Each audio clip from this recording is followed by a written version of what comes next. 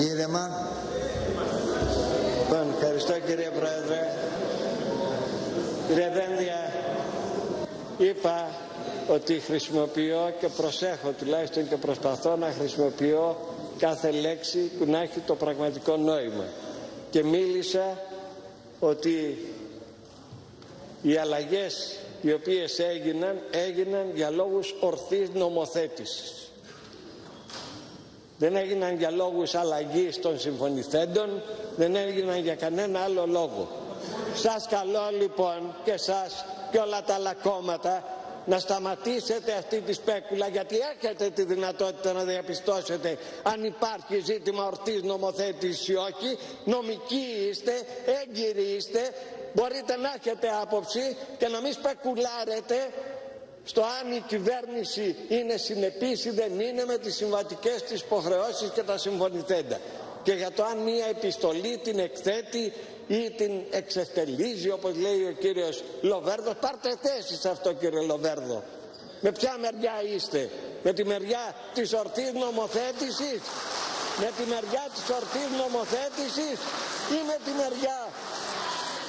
ή με τη μεριά μιας άποψης σεβαστής, αλλά η οποία δεν μπορεί να διεκδικεί ισχύ υπέρτερη του Κοινοβουλίου? Όπως λοιπόν μπορούμε να καταλάβουμε όλοι, ο καθένας αναλαμβάνει τις ευθύνες του. Όταν μία διάταξη, αυτή η περίφημη διάταξη του άρθρου 5, ήταν τόσο γενική που δεν είχε κανένα προσδιορισμό τι καταργείται, δεν έπρεπε η κυβέρνηση εκεί να επισημάνει ότι αυτό δεν μπορεί να είναι καλή νομοθέτηση? Αυτό έκανε, κύριε Μανιάτη, αυτό έκανε η κυβέρνηση. Ηρεμήστε. Αυτό έκανε. Λοιπόν, ας περιτεύουν οι αντιπολιτευτικές κορώνες, διότι πράγματι εγώ δεν θέλω να μπω στα ολισθηρά πεδία να κρίνω συμπεριφορές εταιριών, κρατών, οτιδήποτε κλπ. Και δεν πρέπει.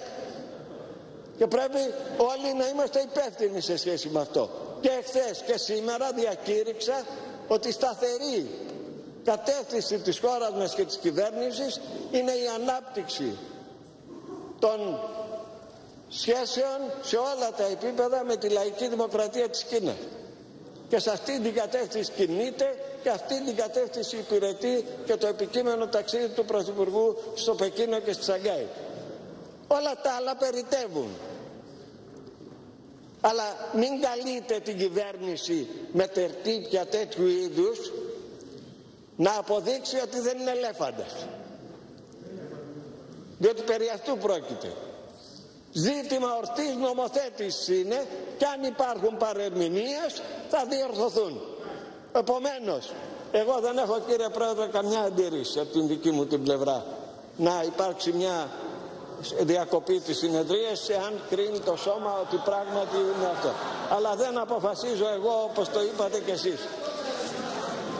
Σε κάθε περίπτωση μας ενδιαφέρει, κύριε Λοβέρδο, παρακαλώ.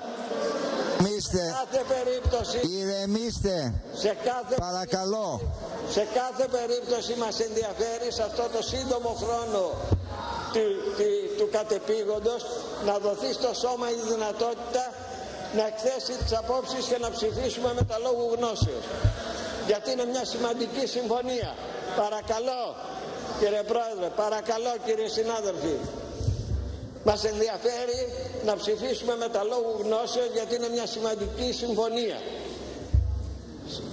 Εγώ πιστεύω ότι δεν υπάρχει θέμα. Μπορούμε να προχωρήσουμε.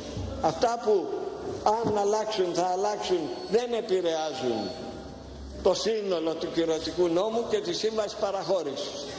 Πρόκειται για μια σειρά επιμέρους ζητημάτων. Αλλά αν επιμένει το σώμα ότι έχει ανασφάλεια για το ποιο κείμενο τελικά καλείται να συζητήσει και να ψηφίσει, κατά παραχώρηση θα το έλεγα, δεν έχω αντίρρηση. Πριν κλείσω τη συνεδρία, κύριε Υπουργέ, μπορείτε να μας πείτε χοντρικά πότε θα είναι οι νομοτεχνικές βελτιώσεις έτοιμες? Νομίζω ότι ήδη εγώ πριν μπω στην αίθουσα είχα δρομολογήσει την διαδικασία και από χθες το βράδυ. Τώρα δεν είμαι ενήμερος σε ποιο σημείο βρίσκεται, πρέπει να πάω να μάθω. Ελπίζω σε 1-2 ώρες το πολύ. Όχι, πρέπει να ξέρουμε. Ακούστε, δεν θα το πάμε στην κολοκυθιά για τη διακοπή της συνεδρίας της Βουλής. Έτσι, δεν πάει έτσι το πράγμα. Άρα σε 1 ώρα θα τις έχουν οι εκπρόσωποι των κομμάτων στα χέρια τους τις νομοτεχνικές βελτιώσεις. Μπορεί και νωρίτερα. Θα κάνω την προσπάθεια όσο γίνεται νωρίτερα. Ωραία. Επομένως, συνοψίζω.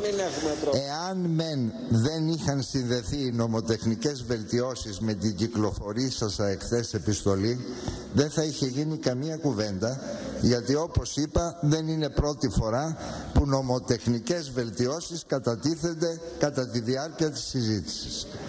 Το πόσο τώρα οι νομοτεχνικές βελτιώσεις θα συνδεθούν ή όχι με την επιστολή, αυτό θα το δούμε όλοι όταν θα κατατεθούν οι νομοτεχνικές βελτιώσεις. Ο Υπουργός έδωσε την απάντησή του, δεν νομίζω ότι τον αμφισβητούμε, θα τα δούμε και γραπτός.